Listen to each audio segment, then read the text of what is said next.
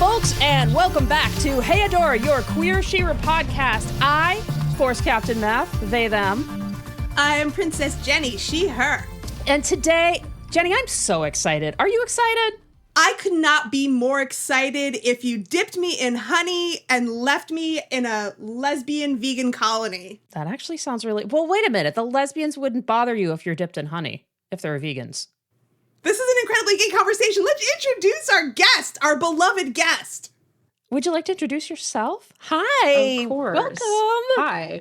This is Sar from 5x5 Takes. What are your pronouns, Sar? Tell the people. Any, all. Awesome. Hi, Sar. Hi, Sar. Hello, Welcome Matt. back. Hi, Jenny. Welcome Thank back. Returning guest, buddy. Literally, this could not be a better episode to be back for. We're so excited to have you back because we love Sar, and to be fair, we have a data point of 2, but every time that we have Sar on... Every of two that we've had Sar on, we have an hour-long conversation before we record about That's other true. things. It's true. At least, How minimum. embarrassing. So we're super excited, and we're super excited to talk about this episode because we all love this episode. And if you are in the She-Ra fandom or love She-Ra, and if you have not seen Sar's video on this episode, run, don't walk to watch the video on this episode, which is Corridors. Corridors is season 5, episode 3. Corridors was written by Catherine Nolfi. Catherine Nolfi also wrote the season 4 finale 2-parter. And I looked it up because I was like, I think this is just great. She also wrote Light Spinner, which I think is really similar in terms of like flashback arrangements. And then in season 5 wrote Shot in the Dark and Failsafe, among others. So a solid roster. Solid writer. Yeah, Catherine Nolfi writes some bangers. Storyboards by Diane Ha, Anissa Espinosa, Angela Kim, Sharon Sun, and Jessica Zamet. Directed by Kiki Manrique. Y'all, Solid team. solid team. This is a rock star team for a rock star episode. This is one of those episodes that just turns you inside out and is like an example of the fact that all ages and children's are not the same genre. So first off, I actually wanted to bring this up. As many of you know, something that we like to talk about here on Hey Adora is how important the titles are to each episode. A lot of the times we're a little snarky about it, especially me, where I'm like, oh, that's why it's called this. But for the life of me, I'm sitting here watching it for the umpteenth time, and I'm like, I cannot understand this. But then I watched Sar's video, and I got it. And I was wondering, Sar, if you could talk about why this episode is Corridors. Oh, I got to go back into, so I wrote the video probably like 4 years ago. So I don't have my exact notes in front of me, but of course, yeah. I mean, one of my favorite things with any like TV episode, right, is looking at the title, because sometimes it's just like arbitrary or like cheeky, but like I think you can find, right, it's like a good thesis statement sometimes. So first is the fact that it's plural, it's corridors. So it's like, okay, what do we see in this episode? And we do see multiple like literal corridors. What's so interesting about this episode is that it's so quiet besides the end. It's just a lot of walking and talking and thinking, and it's Catra pacing these corridors, looking at herself in the mirror of the ship, or thinking back to a different corridor. So now we have 2 corridors in her childhood, right? We see her in a corridor. Like, I mean, it's the first fade in, fade out of the episode, right? Like they show it to you immediately. You have Catra walking down a corridor, fades to, or I forget the order, but it fades between that and the corridor in the Horde. With a young Catra hiding like in one of the like stairwells or in the shadows. So there's those 2. And then there's the implications, obviously, of like corridors of power. That may be a stretch, but I think that there's also things to talk about there. And then, you know, I ask myself again, maybe this is the over-analysis in me, but I really like doing it. Then I think, okay, what does a corridor do, right? A corridor is a place that it's a liminal place, right? It takes you from one spot to another. This is an episode of change, of transitions, of literally walking through whatever, like literally, and a thought process, a meditation from one state, from one place of existence for Catra to a completely different one. So that's the gist of it. But and each of these corridors in the present and in the past that she's traversing have their own juicy little implications. Yeah, I love that. I love when you bring up the crossroads. The crossroads and liminal spaces in general are just one of my absolute favorite things to meditate on. And the idea that she keeps coming to crossroads. This is, I mean, once again, once we kind of get into it, the symbolism is, I mean, it's not really, at this point, it's just like, whack you over the head. It's baby's first symbolism, but also things don't have to be, they don't have to be complicated. Like, that's the thing is that, like, and they don't have to things be don't subtle. have to be complicated. No. You don't have to be, things can be simple and straightforward and still absolutely be meaningful and rich. Like, absolutely. Like, obviously there's a place for like things that are like have multiple like layers or whatever, but it's like, just because something's direct doesn't make it bad. Yeah, no. And also in the words of the Indigo Girls, to really rep my generation, although they are older than me, but my generation really grew up with this shit. The hardest to learn is the least complicated. Right, and I like that Jenny was going to bring up the Indigo Girls, and I was going to bring up punk. Like, go ahead. Go ahead. I was like, all you need is, sometimes to sing a good song, all you need is 3 chords. Like, that's right. So also, it's like the symbolism itself can be simple, but then like the way you interpret it, right, the way that you analyze it, like all of that, like, okay, it's obviously corridors that are one place to another. Okay. And what else do we make of that, right? There's still so much more that you can. Right. I mean, another word for corridors is pathways. Yeah, we're talking about the road not taken and, the choices, the path that we choose and the path that we don't choose and, regret and, what path, making different choices, choosing a different path. Like, it's basic, but that doesn't mean it's not difficult. Exactly. No, absolutely. If I may say something, and this will probably not be the last time that I say this, if I may say something pretentious, this episode. This is the space. This is a safe space That's for pretension. That's what we do here. We're wicked smart here, kid. Yeah, we're wicked smart. Listen, you say anything in a self-assured and measured voice with a little bit of sprinkled soundtrack underneath, and it's like, of course, absolutely, it all makes sense. Yeah. This, I think I said this in the video, but this episode in particular feels very much like a poem to me, with like rhyming stanzas, and so like very much in the way that I like to approach the episode is almost like explicating a poem, right? Like we did in 8th grade or whatever, starting with the title, right? Like you pick it apart on every level. You say, what does this word mean? What could it imply? What are the characteristics of it? Especially because it's so simple, because it's so quiet an episode, it really feels like explicating a poem. Okay. I love this. Yeah, I'm so excited. Yes, and I am with you on it because, I just want to tag onto that because of the symbolism, poetry, in its essence, in the way that we understand poetry or are taught poetry is, using the symbolic to communicate ideas. And that's really what we're doing here. And to get at the essence of things. Let's get at the essence of this. And also, to inject some fun into this multi-layered pie, this is another thing about, being big academic brainy types. Just because something is deep and heavy and symbolic doesn't mean you can't also have fun, because we have multiple layers of signification. So I was thinking we could propose for the folks at home who want to, if you are of age and are responsible, we could do a little drinking game, even though we're not going to do that while we're recording. Every time we say the word corridors, you could take a drink or a puff, whatever is your pleasure. Or some soda. Or some soda. You take a drink of soda. Some water and stay hydrated, because water is really important. Yeah, but you're going to hear it a lot. So that could be fun. Yeah. So I want to jump in just like this episode. This is, I think the pilot, and correct me if I'm wrong, Heart Part 2 are the only 3 episodes that do not have a cold open.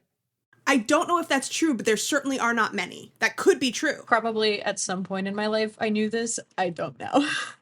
So if you know, please correct us. But as far as I remember, there aren't any episodes up until where we are where I don't have a cold open, because I remember being like, credits. There's no me going, Yeah, I don't think we've ever had the credits be right at the beginning before. So what do you make of the fact that there's no cold open? Tossing the ball to you. What do you make of that? Yeah, so I don't actually know about that. I wanted to process that as we were here. Yeah. Yeah, sure.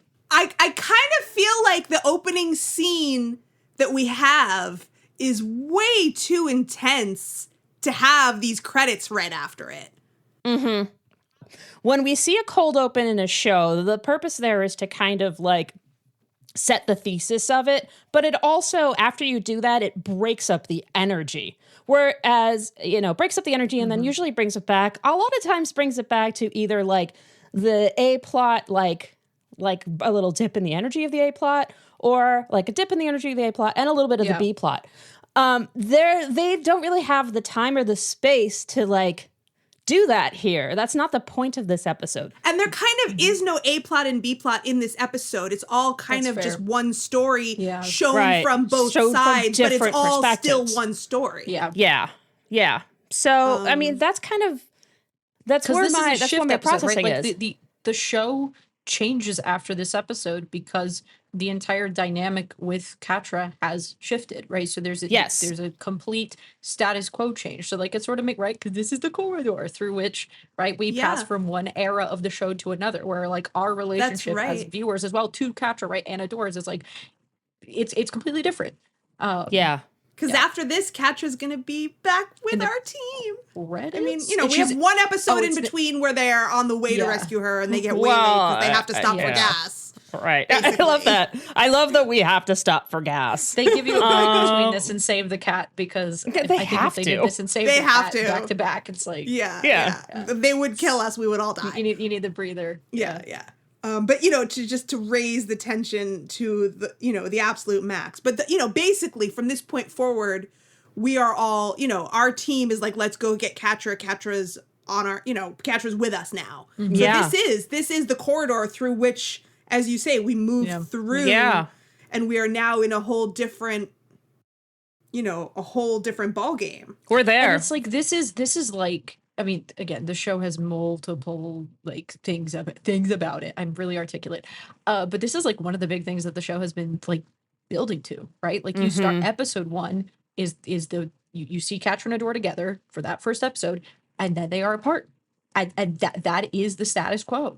Mm-hmm. They come together in promise in the way that they do, but they're that's still they're still ruptured, and that continues. And so like they just have these two separate plots where Catra's doing her horde stuff, Adora's doing her rebellion stuff, and there's always this like, what is the other shoe going to drop? Are we going to wreck it? Like how are we going to do this, right? And then they break apart completely in season 3, and you're like, okay, point of no return. But there's always this sense of like, what's going to happen with this? How is this going to hash out? And this is the culmination of all this like push pull and wondering of what's going to happen in this dynamic. And obviously there's more for them to go through, but this is huge. This is watershed moment. Yeah.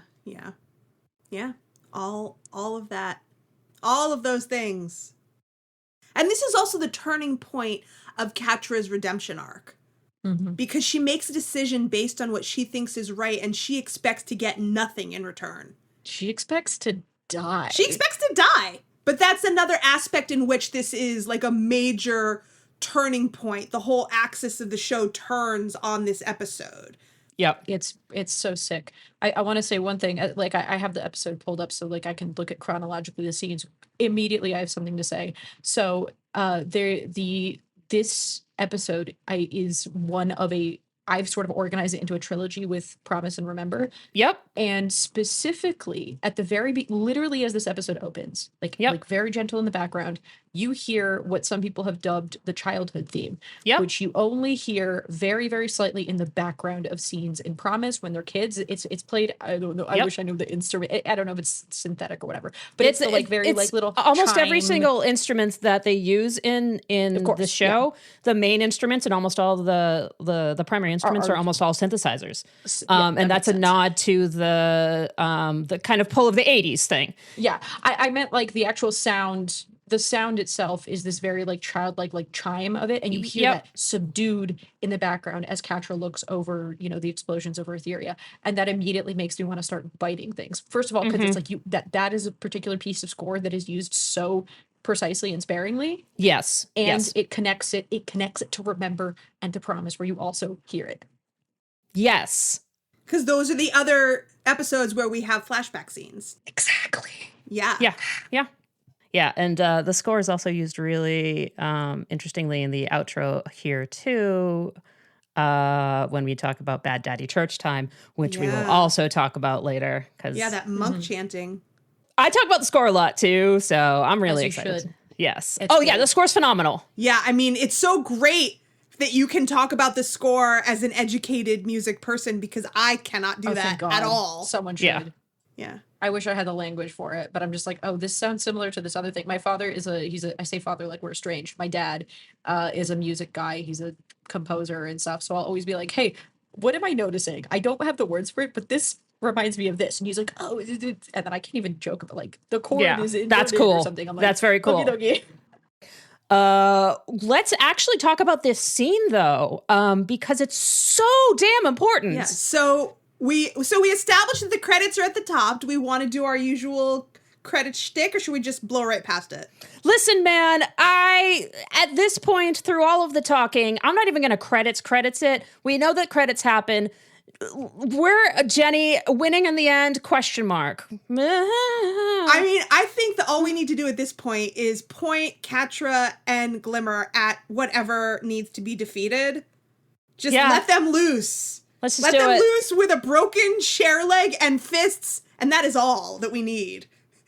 And they will make sure that we win in the end. Sparkle Kitty 2024. That is all I have to say. I love some Sparkle Kitty. Yes. All right. Make sure you register to vote so you can vote Sparkle Kitty 2024. Vote Sparkle Kitty.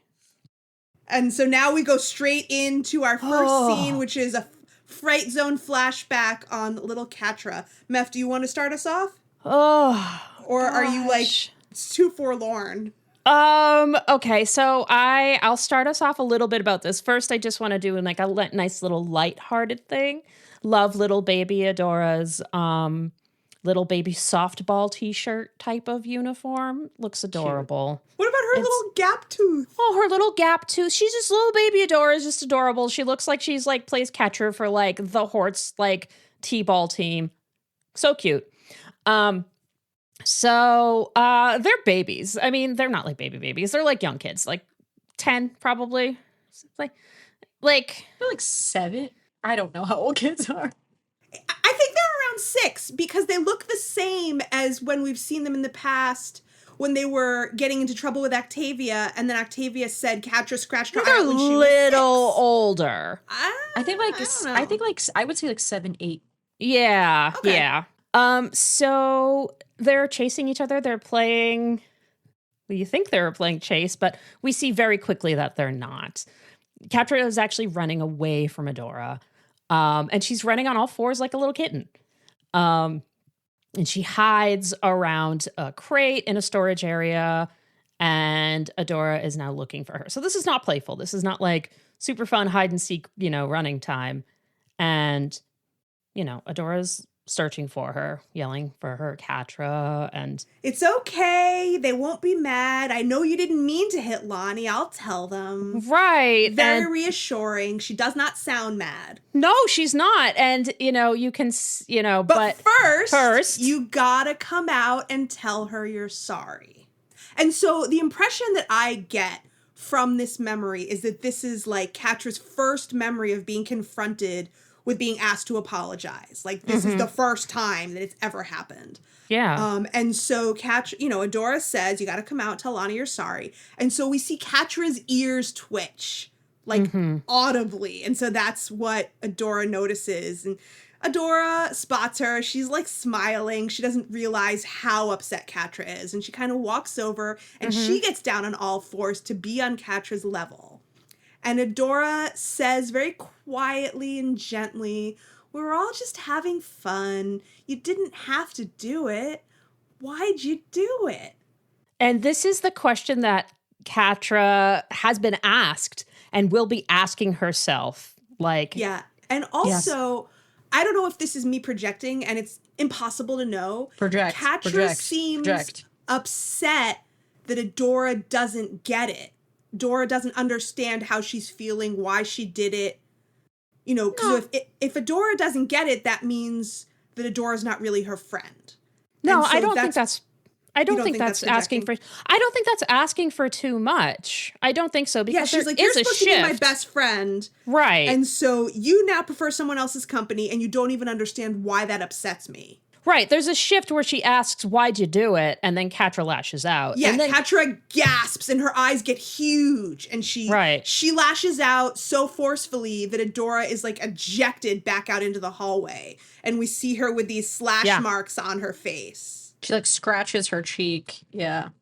I wanted to say, so in this scene, a little thing that's always interesting, things that are fun to look out for, right? Little parallels in especially this show, right? Which puts a lot of them in there, are parallels between Catra and Shadow Weaver, which obviously are super explicit in Light Spinner on purpose, but you kind of see them peppered throughout. And when she's like, I'll never say sorry to anybody ever, which she also says in Promise, I'm sure there's another one, but I always remember Shadow Weaver saying, I won't apologize pretty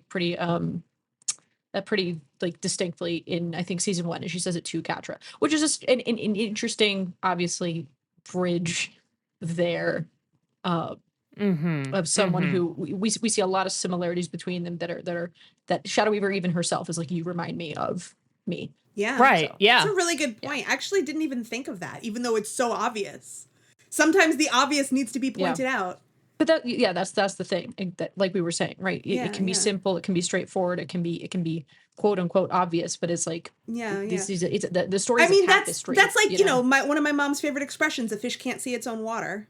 Right. Right. So I think that's interesting. I think that's neat that you have this trait of someone who is, deliberately not apologetic, who then raises someone who is like, I won't ever apologize, ever. Yeah. And so the way we see Catra in reaction to that moment, Adora just asked her, why'd you do it?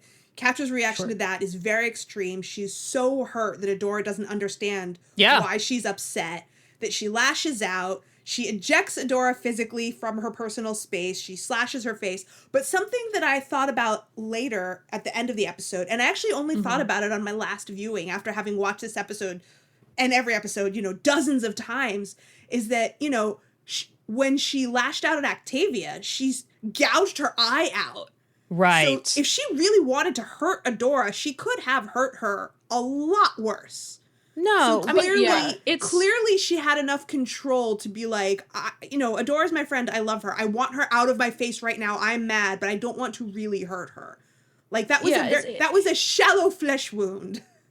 I mean, and it's both, right? Like in the sense of like, and then the impact, the experience that like, young, whatever 8-year-old Adora has too, of like, your friend clawing you in the face, right? Even if like the literal damage, right, that you didn't rip my eye out, right? Like that's it's painful in 2 ways, right? Like physically, and also like it would have been to me, but it seems like Adora got over it real quick in the scenes that we see later in this episode. She doesn't seem to be holding a grudge on any level admirable of her. All. Which is Adora's awesome. a really good person. Yeah. But like, so all I'm just saying is like noticed, it's always 2 things, right? It's always 2 things. No, of like, course. What you're feeling, what you're intending, and then also what someone else. Yeah. But that's something that I thought about a lot more. That was more clear to me. I was like, wow, Adora is really good at not holding on to shit. Like, not only is she not mad about it, it doesn't even make her afraid of Catra. Why do you think so? Like, genuine question. So why do you think that Adora reacts that way? I don't know. Like, go ahead, Meth. I think that this is a common reaction. I think that she knows that this is a lashing out. Cats are sharp also. like a cat owner. Like a cat. Like this might just be like a cat owner thing. Man. Like I have literally had Jenny, like Jenny and I are both cat owners. Like when your cat gets grouchy and lashes out at you, you don't get like, oh my God. I am being flippant here, but also we do see Catra when Catra is a child and when Catra is kind of regressing into like other like less mentally positive, to use a loaded term, behavioral spaces. We do see her turn more feline. You could also just say more primal, because I've certainly experienced that with human beings also. Sure, but I think that because she is a literal cat girl, I think it is okay for us to use the idea that they are portraying this as somebody that this is how a cat lashes out, and somebody that is familiar with a cat's lashing out behavior, or a primal person, a person that has these sorts of like lashing out behaviors and is still very close with them, understands that. This is not the first time. Right, but that's why I'm saying, as a human being who has grown up around other human beings who are not necessarily super mentally stable, but you still know that they love you deeply and sincerely, that doesn't mean you can trust them. If you know that they might lash out and might lose their cool in ways that are going to impact you in a very real way. And so the fact that Adora gets over it so easily, so wholeheartedly, without a qualm, as such a tiny child, is hard for me to wrap my mind around because, you know, I was a tiny child too with people who were very volatile. Sure, so was I, but I didn't grow up in an authoritarian military like state, surrounded by people that were telling me that violence was the way to live every single day. That's true. So, you know, like this is just how you do this. Like if somebody, you don't want somebody near you, you react in a way that is violent. That's true. That's a good point. Because like otherwise, like, you know, it's hard for me to understand what makes her so unruffled. It's so easy for that to just roll off her back. But that's a really good point, Meth, that this is just like, this is the semiotics of their whole world. Yeah. Is violence. Yes. When you're in a place where your life is where violence is normalized, then this sort of thing is the equivalent of somebody saying no.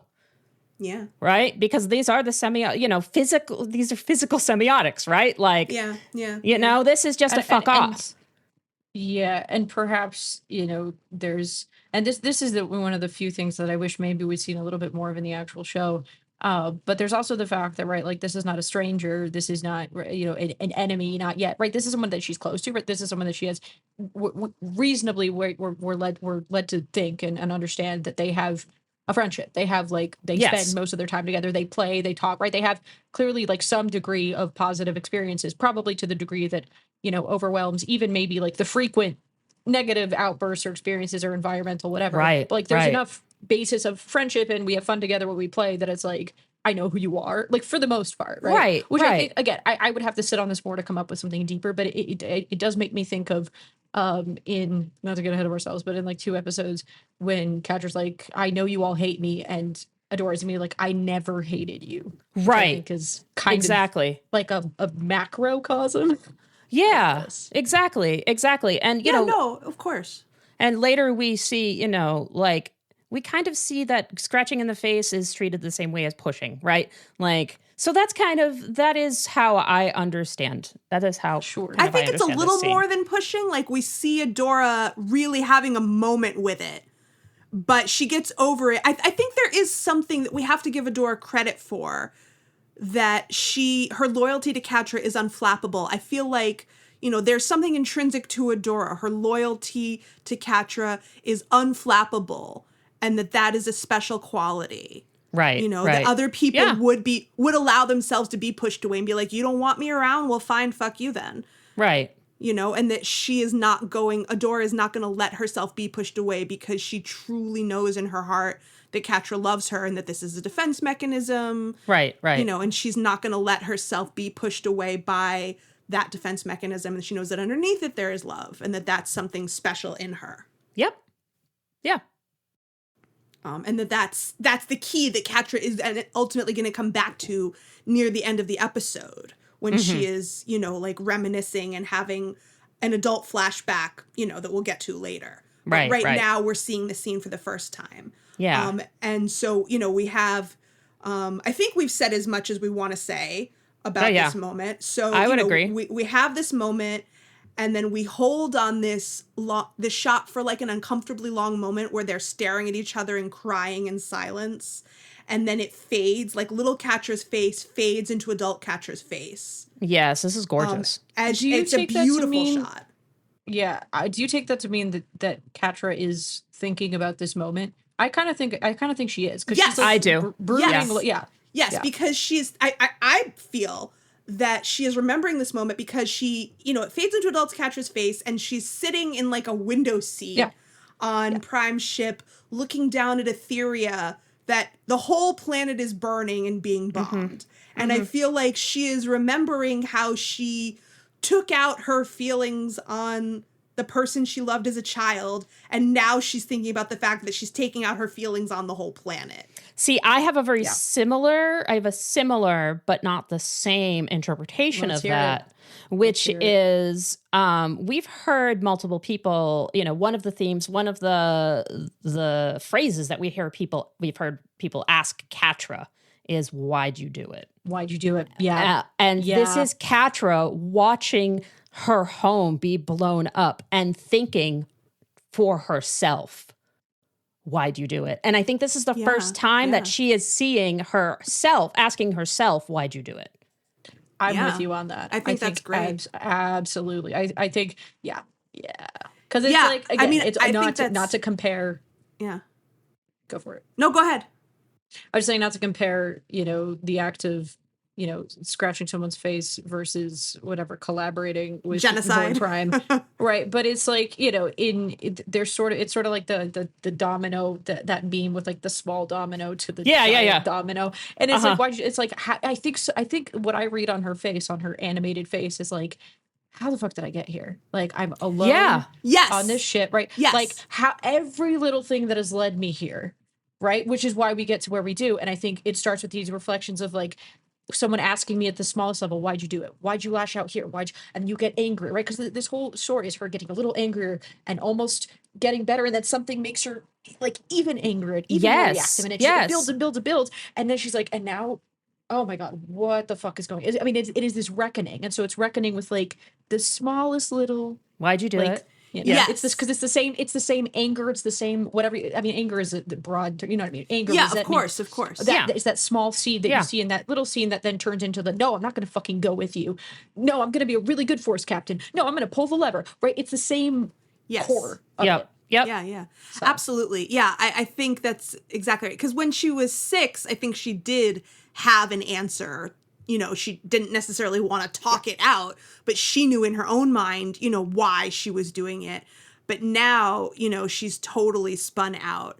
And my note for this moment, which, we could quibble over, is I think that this is one of the first moments, if not the first moment, that she's consciously aware that this is not what she wanted. Yes. She feels totally powerless at this point to do anything about it. Yeah. Also, it's, as I pointed out, I say like I'm observing something complex. It's quiet. It's quiet as hell on the ship in this episode, right? This is away from the chaos of everything that's been happening, right? Both the literal noises, right? The distracting literal noise, but all these people, right? Yeah. People to give orders to, people to take orders from, people to fight with. It is to this like eerie, right? That's the whole environment. Eerie, sterile, quiet, hollow. And like it's almost like without all that chatter, it's like all that is left is I have to sit with my own thoughts. Yeah, she's never really been alone with herself. That's why you're right, because she's always been doing something and fighting and yelling and being yelled at and defending. And here it's just, I have to sit with what's up here for the first time. Like really, truly. I also have a mini gayest moment here because we still get to do those.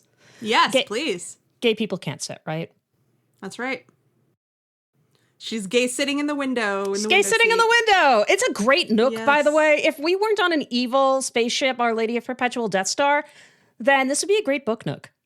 It would be. It's true. If you didn't have to be looking down over the destruction of your planet. Yeah, exactly. It would be lovely. Be lovely. It's a little cat nook. She like does the cat thing of hiding in a corner under the bed and also sitting in the windowsill. Exactly. So once Catra slides out of her book nook and bounces like a kitty has the little zoomies from beam to beam, she comes to a corridor, and then she approaches. I'm going to read this, and then this is another thing that I want to toss to Sar for. Oh God. Here we go. I know. Here we go. So Catra, I have these notes. Catra approaches a corridor, not subtle. Behind her is a Horde clone. In front of her are 2 paths, the light and the dark. And the thing that I have here is they match up with her light and dark arms. That's fun. I didn't notice that. Yeah, so they match up with her light and dark arms. And we talk about her light and dark arms in the portal. And the corrupted arm, as you know, in the portal, her corrupted arm is the one that then turns into her long glove arm in season 4 and now. And it is understood to be the projective arm in some magical traditions. And that's the arm that deals with the external world and the energy and the intentions that you put out with it. And that's the one that lines up with the dark corridor. So throughout the 4th season, that has absolutely been about the creeping corruption. But Sar, and also kind of, which locks in really nicely with some of the stuff that Jenny and I have been talking about, Sar has a conversation and an idea about the subversion of light and dark on Horde Prime's ship and moving forward in this season. So I'd love to toss that to you. Yeah, I mean, so it was this thing where when I first watched the episode, right? You notice this again, we're talking about things that are blatant or things that are straightforward. You see the symbolism that could not be more straightforward. You have a character and they linger on the shot of Catra in a corridor at a crossroads, at a crossroads, staring at two paths. One is full of light, one is full of dark, right? And you understand, you're watching the show, you're like, oh, she's coming to a crossroads. I mean, you can already see it in her character. Mm-hmm. And so like, just right in your head, it's like easy, quick imagery. You're like, oh, is she going to choose the light? Is she going to choose the dark? But then if you think about that for more than 10 seconds, you go, wait a minute. If we're talking about light and dark, where are we? They have also hammered home, not just with this shot, but they have hammered the second you have met Horde Prime, how associated he is with light. Yep. Light as something that expunges, light as something that, like bleach, right? That purifies, that strips, right? No one can escape the light of Horde Prime. No one can escape the light of Horde Prime, right? He sees all, right? It is this, and this entire ship, right, is encased in these artificial sanitized whites, right? Like this light that you can't escape from, that you can't hide in, that you are this panopticon, right? Because he's with all his clones. We love panopticons here at perfect at Heodora. Right? So then, right, again, this is what I mean, is like these things are straightforward, and I do like that the episode almost doesn't bother with it. It just sort of puts it here. But when you think about it for more than 10 seconds, you're like, well, obviously in this context, why in the world would this symbolism be telling us, is she going to choose the light good and the dark bad? You go, okay, duh. And then, but then, right, your thinking leads you to, well, if she's not going to choose the light because that is the light of Horde Prime and it's bad and it's cleansing and it's bleaching, what is the other? What's the dark? What is down that other corridor? Because again, the title refers to corridors. We already have two here. We've seen two in the flashback. So we have these two literally in front of us. We have the two past and present. And the first one we saw, right, there was a darker corridor. There was a hiding. And then obviously in that situation, that was not a positive experience. But there's associations, right? You can associate anything with anything. You can associate dark with comfort, with safety, with coziness, right? With privacy. And especially in the context. Sorry, I want to also just interject. You might have already been going up to be about to say this, that choosing the shadow means connecting to your own shadow and doing the work on your own shadow and getting to know all the parts of yourself that maybe you've been dissociating from and trying to run away from. Well. And now it's like you're choosing yourself again. Especially because, compare that, like you said, to Horde Prime connecting to the light. And also remember, when all the scary Acolyte clones are doing their baptism ceremony, they're chanting, cast out the shadows, cast out the shadows. So the idea is that, shadow is bad, but they also have no sense of self. Yeah, exactly. So if you want to get to know yourself, you have to embrace your shadow. Yes. That's the big thing that's my big takeaway. And again, you could put a list of things that associations with dark that click here. But one of the big ones is, right, there's no sense of self, there's no identity, there's no privacy. Which obviously the OG Horde does not have the same bright light association, but it's the same idea of, right, there is no place where you are you. There is no place where you belong to yourself. You belong to a cause. You belong to someone else's goals, right? Your emotions, your desires, your ambitions don't exist, right? And the only place that Catra could have them, right, was in these stolen court or whatever, the safety of the dark that is private, that is yours, that is away from prying eyes, that is away from all of these things, right? Is it a place that is yours, that is safe, that you can relax? So like that's is very much a place of like, this is where I can be myself. And again, we could go ham. Like if you guys have other like associations like that, we could connect to this. But that alone, that challenge of like, okay, what is the dark in this context, right? For this character in this story, what is the safety? What is the positive association with choosing the dark corridor? And it's like, and that just makes this episode so fun and so rich, because that's not even like, again, that's not even in the text. That's not even something that they're going through. It's just there, and it's just this delicious little morsel. To that's right, and we don't even see her choose either of those paths. Exactly. No, we don't see We that. just Yeah. see her contemplating them, and then she bumps into a clone. So now we're Right. just sort of shown this dialectic as something to contemplate. Yep. And then she bumps into this clone, and she's annoyed, and she's like, "Are you guys following me?" And they're like, "Oh no, we're just here to make your stay more comfortable," which is creepy and evasive. Yep. And you But know, exactly she's like I was saying, right? Like there's nowhere, right? There's no privacy. Right. There's no privacy. Right, they don't have a sense of individuality, so how could they have a sense of privacy? Right. And so she's like, "Well, I can't take two steps without bumping into one of you, and if I'm a prisoner, why don't you just make it official and put me in a cell?"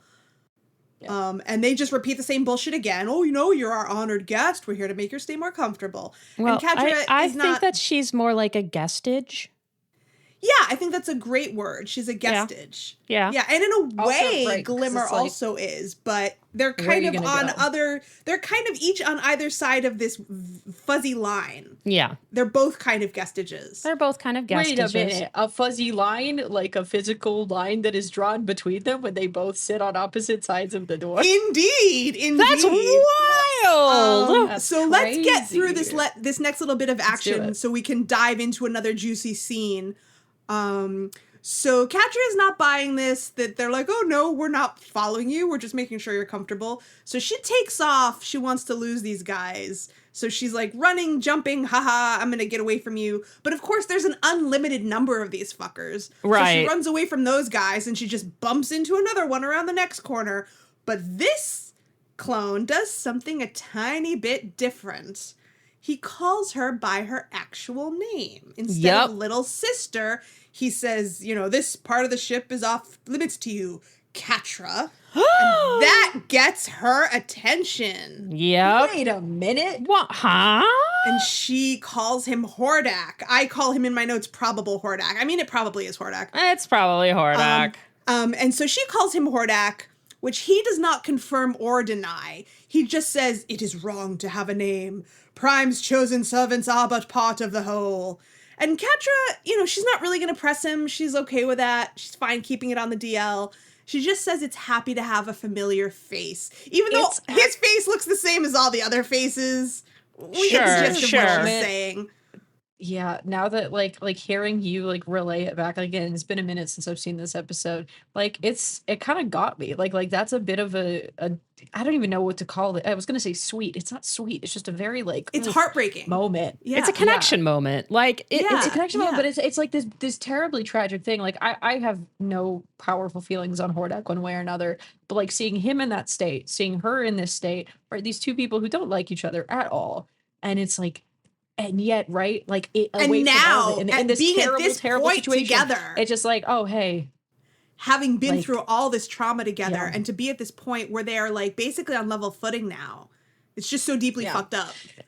I mean, yeah. I mean, I think he's doing a little worse in the sense of he has no. Oh yeah, he's been expunged. Oh yeah, but like, sure, you know. sure. Yeah. Oh, also at the last season, we saw Catra like emotionally isolate herself from everyone that she has connections with, including Hordak, right?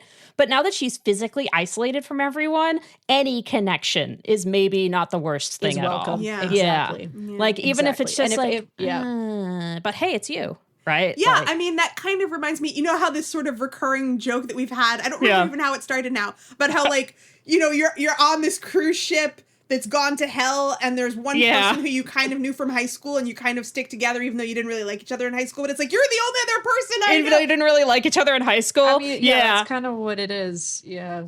If I may amend, now with this scene, I've sort of clarified. I was there was a lot of maybe and rambling for the two corridors. I think if I had to say it in one word, right? Mm-hmm. I think that is what it is. It is if the light is stealing your identity, your purpose, your ambitions, your sense of self. The dark is the antithesis to that, right? It is because Catra, even right, she's been doing things her own way, but she's just been borrowing someone else's cause, someone Yeah. else's war, someone else, whatever, as an outlet, this is what I want. I want to be on top first as a force captain, then on top of this, which means nothing, right? And it's like, hey, and she's at this crossroads where she could do that again and again and again and continue to borrow someone else's cause, someone else's ambitions. And instead down there, right, the dark, I remember, the dark is also the uncertain. It's uncertain. It's scary. You don't know what's down there, but what's down there is, it's you. It's what do you want, right? What do you actually from life, not just borrowing what someone else, has out for you. So that's what it is. Yeah. I feel very strongly that choosing the dark is choosing your own shadow, and is choosing to embrace all the parts of yourself in a safe place where you can work it all out without prying eyes and scrutiny. Yeah. Mm-hmm. Yeah. And I think I truly think uncertainty is a big piece of it, because, right, the thing that is so scary is like what is the unknown, right? If you start to consider, if you start to explore your options yourself, all of these things, right? Yeah. That's why it is easier, right? That's why it is easier to do things that are safe, that are known, safe in the sense of they're known, even if they're dangerous and painful. It's like, well, I know they're predictable. I know what's going to happen. And the dark corner is like, I don't know if I start to embrace myself or ask myself what I want, or try to even access my own feelings of remorse and fear and what got me here, right? Who knows what's down there? Right. But there's also a sense of safety in having no prying eyes and knowing I'm just here with myself. Exactly. Once you get to a certain kind of threshold of feeling safe with yourself, there's that sense of safety as nobody's going to fuck with me here. I'm safe from the world to figure it out with myself, by myself. Exactly. Because there's different kinds of safety. Mm-hmm. So the very end of this scene is that Hordak doesn't like being named and being given an identity. He wants, we are Borg. He wants to be part of the collective. He doesn't want to be given back his identity. He wants to be just like his brothers. So, she has called him Hordak, and she's happy that he has called her by her name. And he goes back to calling her little sister, and now Catra is bummed again. And she leaves. And then after she leaves, probable Hordak looks... Probable Hordak. Now he looks confused and unsure now that she has left him in this state of confusion. Well, am I a man? Et cetera, et cetera. Right. So I'd like to drop something here. And then we can revisit it. I know we're going to be talking so much about Sweet Baby Catra and this, but I do want to talk about Hordak in this because it ties in with the theme and that's of a whole bunch of things, and that's just the high level theme of naming. Because naming itself is important in this. It's not just naming people, but it's naming objects and naming actions. And to name something is to give it meaning and importance. And Hordak's first sin was naming himself. Hordak's original sin was naming himself, and he paid for this, but that's what he needs to be purified about. Exactly. And but he still kind of has that, he still retains that tiny bit of individuality there. And that comes through in his anger.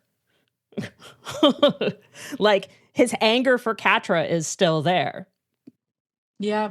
Also, because the clones don't really emote a lot. No, but he does. He does emote there.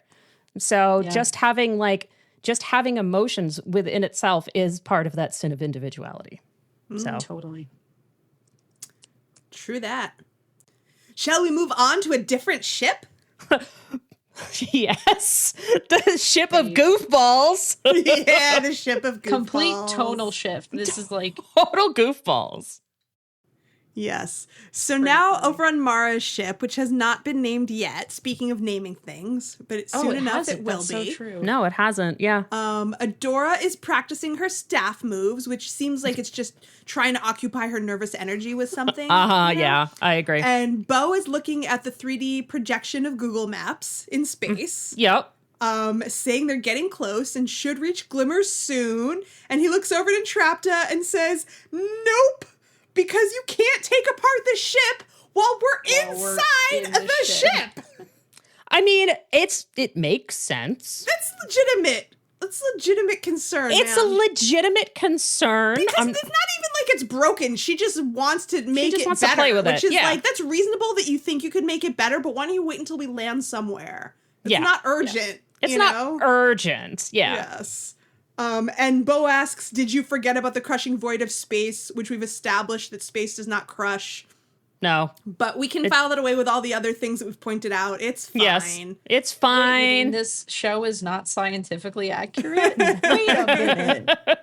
But this is, Entrapped, it does say probably one of my like top 5 favorite lines in the entire series right now, which is I love thinking about the crushing void of space, which like I do too. Yeah, but, like, and like, you know, I believe that about don't. Entrapta very easily. yeah, which like in a happy metaphorical for you. way, but like Yeah, I just like love thinking about outer space. I mean, Yeah. I do too, man. I love thinking about outer space. So while Entrapta and Bo are having their little tete-a-tete, dumb Jockadora is So clanging dumb. into shit with her staff all over the place. so dumb. I love You know, it. top shelf dumb jock lesbian behavior. Yep, I'd say And it's a then- gay. I'd say that's a gayest moment. That's toss a that out gayest there. moment for sure. Yeah, yeah. Sar, would you agree? Yeah, sure, of course. And so now we have babysitter Bo yoinks them both back into the middle of the room and tells them basically just stand there and don't touch anything. Oh, so stressed out, so Yeah. practical. But wouldn't you know it, at that exact moment, due to nothing that they have done, as far as we can tell, Yeah. the ship dramatically stalls out and just dies. Yeah, And it just stops in the middle of space, which also is not scientifically accurate because inertia is a thing. It would just keep it would just Yeah. keep It would coasting just keep- along. It wouldn't go it- fast, but it would just keep coasting along. it would keep going. Yep, but that's fine. You know, it wouldn't Whatever. go fast. And then the ship interface comes on and tells us that diagnostics have revealed a problem. My user interface will now shut down to conserve energy. Uh-oh. Well, that's not good. Ruh-roh. So, and dumb Jockadora gets the last line. I didn't do it. I love that comical interlude. I would think that this is a B plot. I mean, it's not in the sense it's like an emotional break. Yeah. Yeah, of course. Palate So, cleanse. yeah, it's a palate cleanse. Yeah.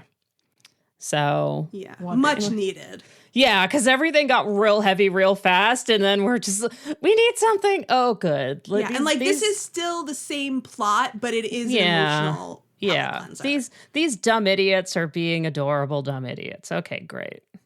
Like, we know nothing bad's gonna happen to their dumb spaceship, so, you know. Certainly not while they're inside it. Certainly not while they're inside it, so... Yeah. So now we go back to Our Lady of Perpetual Death Star. By the way, Sar, we've named it the Velvet Glove Our Lady of Perpetual Death Star. Death Star. Yeah, yeah. That is our name for Prime That is Ship. yeah. So we're back, and we're back in Glimmer Town right now. I love She is this. making homemade weapons out of presumably plastic Oh no, legs. not yet. She's just straight up throwing chairs. Yeah, right now she's just straight up being like, I'm chucking a chair. And I love this. That's right. That's Good. right. Good for her. I love this. I love that Glimmer is your stabby friend. I love that Glimmer is your whacking friend. I love that Glimmer is your chair throwing friend.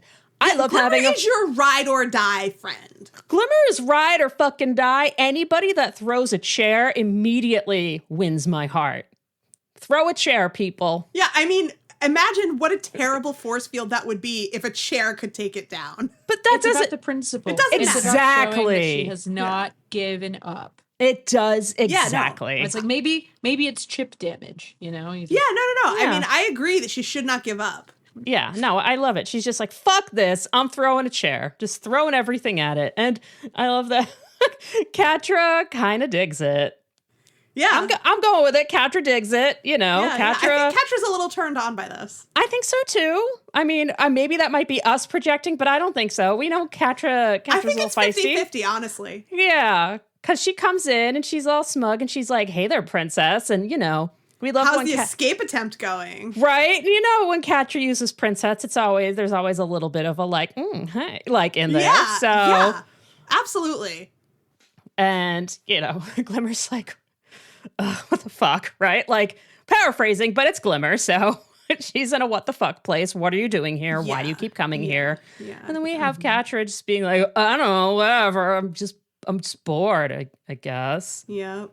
She's, for someone who's such a good liar, she's such a bad liar. She's such a shit liar. Well, she's a bad liar. I don't even care. I don't even care. Bye. Yeah. When it counts. Yeah. You know, when like, it's about emotional stuff, it's different than when it's about like plan stuff. Right. Those are two very different kinds of lies. There's different kinds of lies because it's when it counts. Like that's what counts.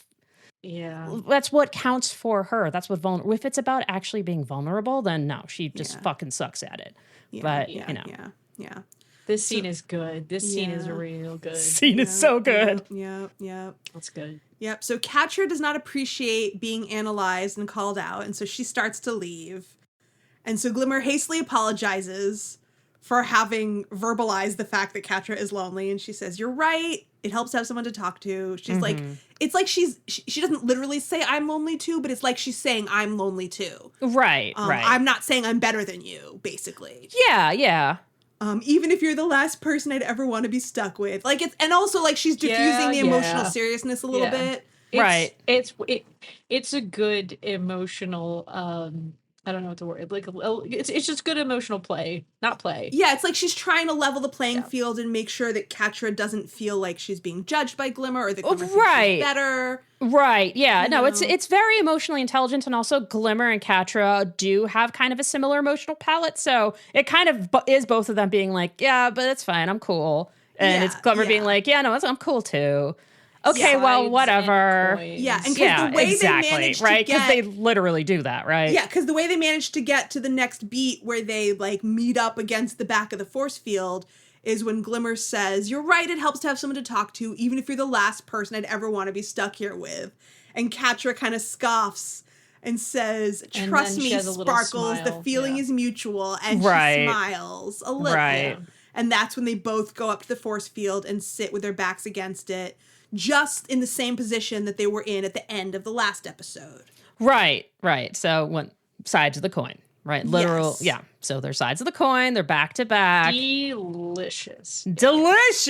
Yes, it's so good. And it feels like a gayest moment to me, even though I'm not sure I can totally verbalize why. The way that Catra is in this next moment, you know, she's got her knees up and her arms around her knees. Something about her expression, when the way she says, "So, what would you be doing if you were back on Etheria right now and not, you know, a prisoner on an alien ship?" The thing is that, obviously, because of just their, you know, demeanors and personalities and stuff, I mean, they have chemistry in the sense of my friends and God, when this was a point of discussion 4 years ago, I was like, yeah, I think like right in a post-war Etheria, you know, in one of the earlier parties, like Glimmer and Catra would have had like a 7 minutes in heaven and Adore and Boat and just laughed about it, be like, yeah, just get it over with. Get it over with. Absolutely. Yeah. Absolutely. I think they would actually have like a heated, like kind of jokey, just like make out of like, okay, fine, I know you want to do it. Not in any like serious way, like their partners would not be like mad about it. But you're like, all right, you guys just like diffuse this tension. You know? Absolutely. Like, I could see that. Absolutely. So, Absolutely. Yeah. This also feels very high school.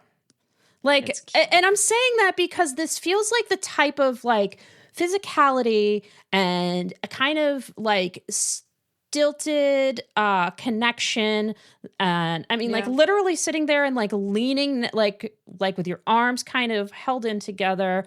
Like I could totally see them like sitting against a wall, a brick wall, each sharing a cigarette, being I like... was thinking the same thing. Like, I don't know. This is definitely like in a better situation. Let's say, with the, you know, some Breakfast Club situation. Yes, both in detention. Just like, ugh, yeah, I hate you, but this sucks. Doesn't it? This sucks, doesn't it? What would you be doing today? Right? It does have that kind of Breakfast Club and, like, kind of energy. Snuck out of detention and they're outside the building to a place where they can just sneak a cigarette, but like they can't really sneak away fully. Don't smoke. Yeah.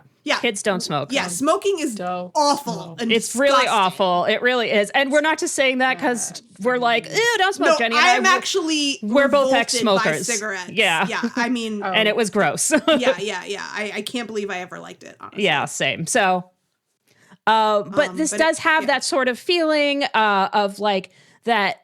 There's a very young feeling to it, and a very kind of young, vulnerable feeling of like, and that's what's No, go ahead, please. That's why you're here. That's what's sad, and that's what sucks is like, in any of these kinds of stories, like, damn, you're really young. Yes. Like, you know, that's like, she should have been at the club. Like, yeah, it exactly. sucks. It's like, damn. Yeah. You really are. I mean, what they're supposed to be like 20 at this point, I think is like the consensus. It's like, damn, they really should have been at the club. They should have been at the club. Yeah. And that's why when they're like, when you see them acting like kids and talking like kids, about stupid shit like that, it puts it on to perspective. This is the point, right? They should be talking and gossiping about this kind of stuff. Like literally talking about having a sleepover and sneaking in for cake. Yeah. Like these are like, these are really innocent kinds of things, not like being the command. Like, what, cake? What's cake? Right? Is that like you take the ration bars and mix the two colors together? Right. Exactly. Like it's that is so innocent. And just this beat where Glimmer describes this like perfect day, which is different than like the I want to kind of call back to Remember, right? And Portal, where they're all talking about their perfect day. I know I'm killing.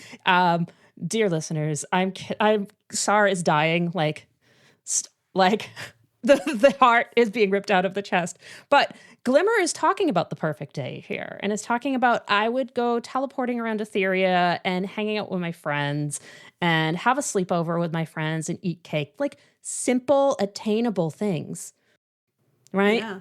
Like, and that's so similar to Catra's perfect day, which was a simple, attainable thing. Jumping on your girlfriend to wake her up. And imagining a world where you don't have all these crushing responsibilities and trauma. Yeah, exactly. Like just getting to be with the people that you love and getting to have the things that you want. Like, and cake. Like, like Sar said. Which is actually funny. In the Remember flashback, there's the cake. Remember? She has them make a cake. There's the cake, cake for everybody. The ration bars. But Catra tries to connect here because she's like, hey, there's something I can connect to Glimmer with. Right. I did have something that you had before. A sleepover. Right. The tone, AJ Mishalka. I did not know that you had this kind of voice acting game. The softness, like she's almost like it's an admission. It's just so like we used to have those.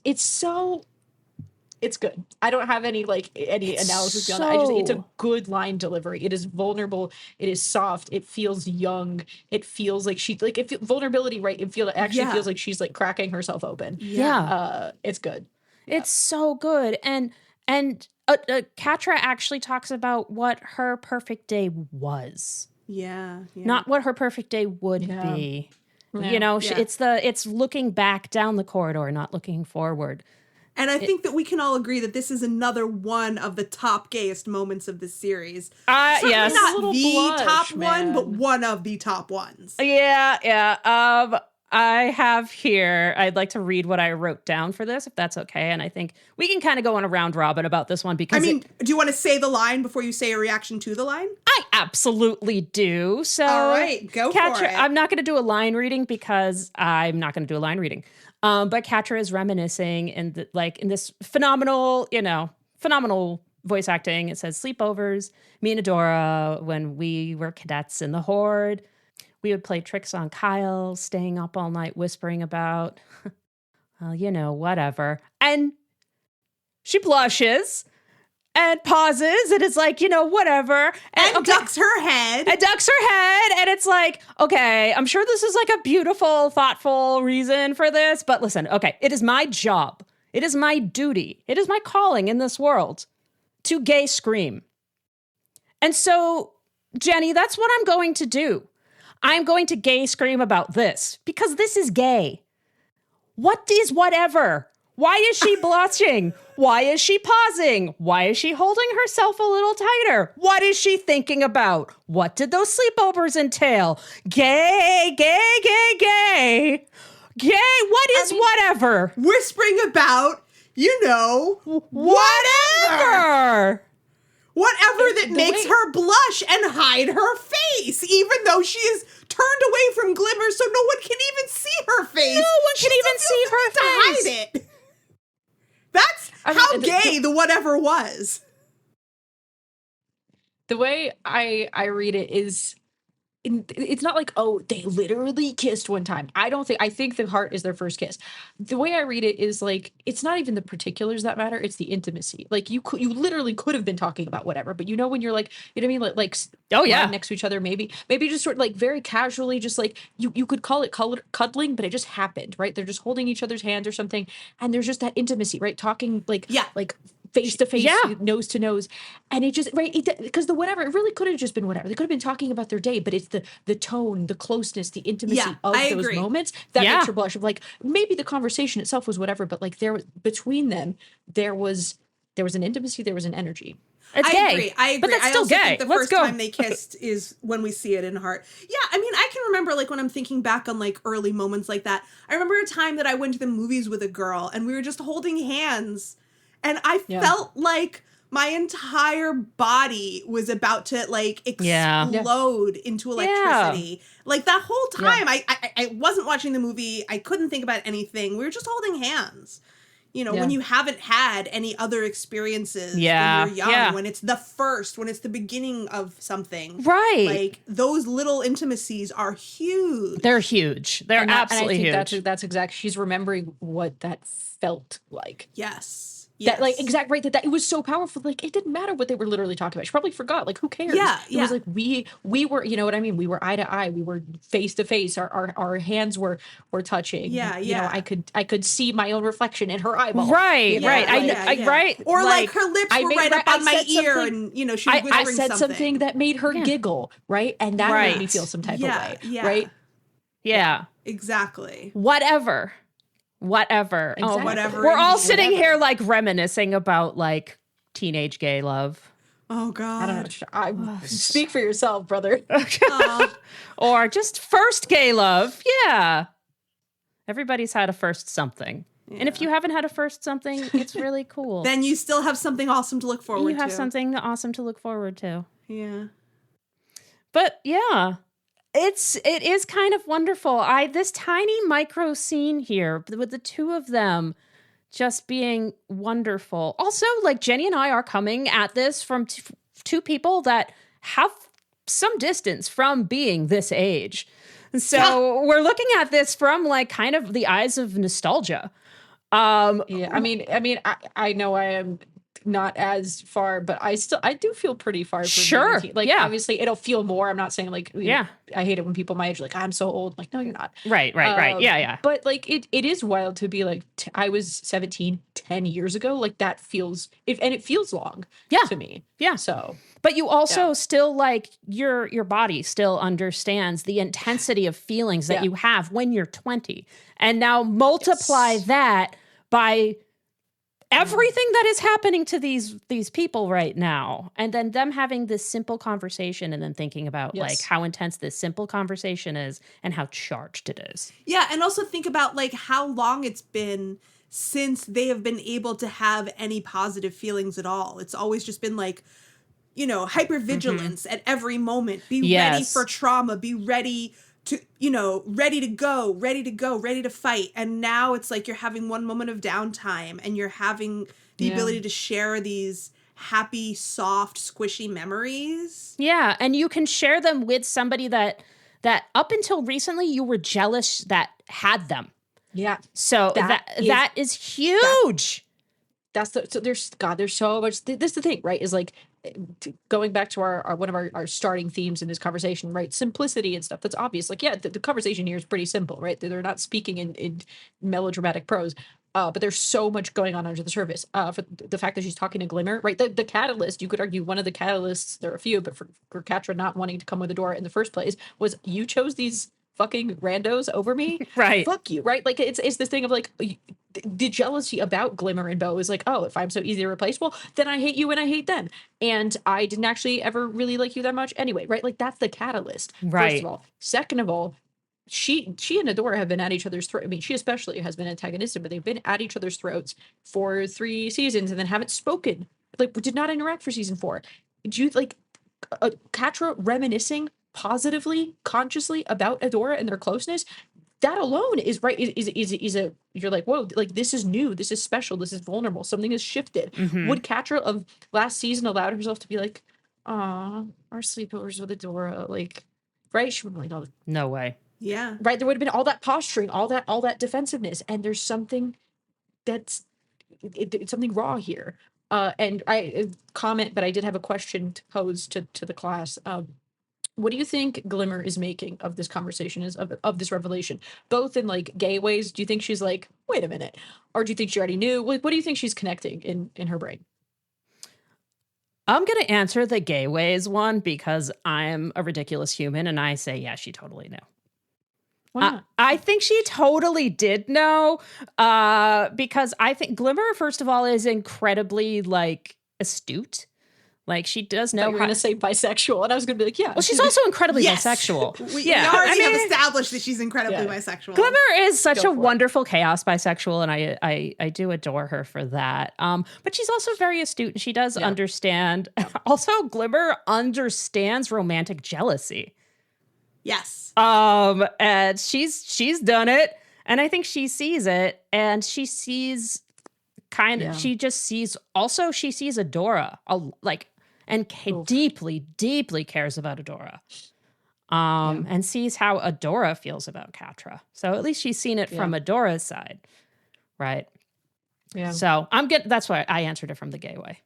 Yeah, I mean, I also think that Glimmer always knew that, Catra was in love with Adora and was jealous of them for taking Adora away, and that was part of what was going on, and that Adora also, I mean, I definitely think she knows that Adora loves and misses Catra, but I think that what was in question for Glimmer is Catra redeemable? Is there something worthwhile in there? And that she has been, over the course of the time that they've been trapped together on this ship, she has been realizing more and more that, like, all right, this girl's okay. Like, we have some layers to work through, but she's going to end up being on our side. This is all, like, surface level posturing because she's hurt and she feels like she has to protect herself. But underneath it all, she's aight. Yeah, she's you know. Yeah. All the bluster is, you know what I mean? Because like the last, not the last time. Bluster is the a last good time was word. at in the finale, but I'm thinking even previously. I think the episode is Pulse, where they fight in the like warehouse. Yes, and I love that episode. You know what I mean? She finds Catra and she's like, "Let's go!" And Catra's like, "Just fucking kill me." And there are two. That's in the finale. I'm talking. That's about in the episode finale. middle of season Yeah. 4, No. Oh, right. which is The Pulse, season 4 finale where they fight in the warehouse, yeah. where Catra's trying to get the things that send who cares, whatever. But they fight, and that's when Catra gets trapped. Remember, it's a whole thing. Yes. But I'm just thinking about like that interaction, which is again, it's full of, you're on opposite sides of a war, but that's full of posturing and bluster, and very much like both of them, and they're like quit back, like And this is a completely stripped back, like it's just the two of them again, and there's no context for that.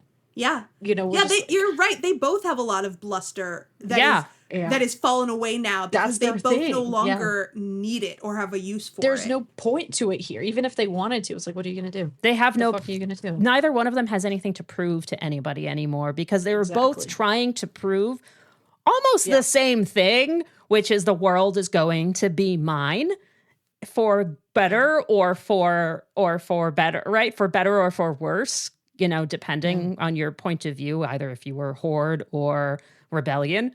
And once they both realized that was a very deeply bad idea for both parties, and that the choices that they made brought on, for worse for everybody on their world, then now there's no need for bluster. Yeah. So it's not to keep hammering in the similarities or the whatever the parallel arcs, but you have the two of them crash and burn the ends of the season 3 and season 4. Catra's is an act of anger and rage about among other things. Glimmer's is an act of pride, of completely ballistic pride. But they both do something cataclysmic, go nuclear not for no reason, right? And they both are now like reckoning with like the weight of, if you make a decision out of that kind of place, what happens. So I think there's also like a looking at each other with this sort of like, I don't know, you kind of see me. I don't like that you Yes. can, what you can see. I know that you see it and you've seen it. Also, because like Glimmer was the one who was witness to Catra's like, just fucking kill me, right? So there's like even more of like, there's been so much that has been stripped, and Catra, and vice versa. Catra has seen, right? Because Glimmer's often been very prideful and very boastful, like, yeah, you want to, I can imagine whatever she does. And now she's like, guess we're, I think they're, I forget where it is, but they're like, guess we're both stuck here, right? It's like, Yeah. Yeah. what are we gonna fucking do? What are we gonna fucking say about it? So it's Yeah. like, what we're gonna slide our backs down this pane of force field glass and talk about our feelings. Yeah. And now we've humanized each other, and you can't really go back from that. You really can't go back from that. You're like, damn, I see you as a person. But they try, right? Like, Yeah, you know, it's good. they bond over Adora not being able to Sleep relax fighting. ever. She sleep Yeah, fights. it's cute. I love It's that. really sweet. It's like, damn, we both love the same. Like, We love this mess. As corny as it, right, as it is. Like, how, what better thing to bond over than love? They're like, damn, we both, yeah. It's a perfect thing for them to bond over. Like, what else are they going to bond over? That they both love Adora. But then that sort of slides into Glimmer getting serious and feeling bad about how she left things with Bo and Adora. Right. And she says, I was so awful to them the last time we saw each other. I'd do anything to go back and make it right. And so her verbalizing that makes Catra think about her regrets, which is not really something that she wants to be thinking and feeling about right now. Exactly. But we can see it on her face. Right. And She's so like, then there's like another yeah. long pause in that moment. And we get a shot of them in profile on opposite sides of this force field with their mirrored feelings that they are both feeling at the same time. Yep. And then Glimmer says casually, because I don't think she realizes how that stirred things up for Catra, what about you? What would you be doing if you were back on Etheria? Yeah. And then Catra, Nothing. you Yeah. know, Yeah. Catra, There's you know, nothing. we see her think about it for a sec. Mm-hmm. Like she perks up, like she tries to perk up for a sec and try to think of literally one thing she can imagine herself doing. One single place that would still make sense for her to be in if she were not on the spaceship of doom. Or a person. Yeah, like a space, a person, any context for her to exist in on the entire planet. And she can't think of a one single thing. And my last bullet is she can't, it's sad and we're sad. Yeah. Yeah. Yeah. She is all alone. You know, her body language says it all. She puts her head down on her arms, her ears go down, and she says in a very defeated voice, I'd, nothing. There's nothing for me on Etheria. And then she just gets up and walks away without another word, leaving Glimmer on the floor, watching her go. Because I think something that's so, and this will play into obviously how the final scenes go, but is that there's no part of Catra at this point that sees her relationship with Adora as repairable. Yeah. No, Like, you know I what agree. Like, she's like, no, Or there's any nothing for me, aspect not of her because I life. don't. Exactly, right? And she's like, there's nothing for me. Like, I don't have anyone else that like even cares about me, right? There's Shadow Weaver, there's Hordak, Yeah. there's Adora, who like is never, right, we're never going to talk again, right? There's truly like she believes that there's nothing. So when she gets to the end of this and does what she does, she truly expects, even let's say she even survived, there was no in her head like, oh, and then it'll be okay now. She's just like, damn. Yeah. And You see it right here. She tells you there's nothing. Yeah. And I also feel like in her own mind and heart, she believes that everything bad that's happened to her is her own fault and that she has fucked it up for herself and that she doesn't deserve anything better. Yeah. So I feel like And it's not guilt all and false, self-blame is part of it. Yeah. And it's not all false in the sense of like she's No, very of much in a hell of course. her own making. Of course, like, but you know, like it's very black which and is, white when you're yeah. you know, when you've been abused your whole life Yeah. and you've had, you know, all of this negative reinforcement telling you that you're trash and you're worthless and then you've made some bad choices, obviously, but you know, it's hard to claw your way out of that unassisted. So it makes sense that she would have a lot of negative self-feelings at this point. So she's had a few good moments with Glimmer, but then she remembers, oh yeah, my life sucks. There's nothing for me. Yeah. And she just gets up and walks away. So this concludes part 1 of our discussion of corridors. come tune back in for part 2 of our discussion of corridors. This is such a meaty, delicious episode full of delicious, yummy things that we had to split it up. So you won't this be was listening to inevitable. this. You knew this was going to be a two-parter. Y'all knew this was going to be happening. So stick around and we are going to get the next episode real soon.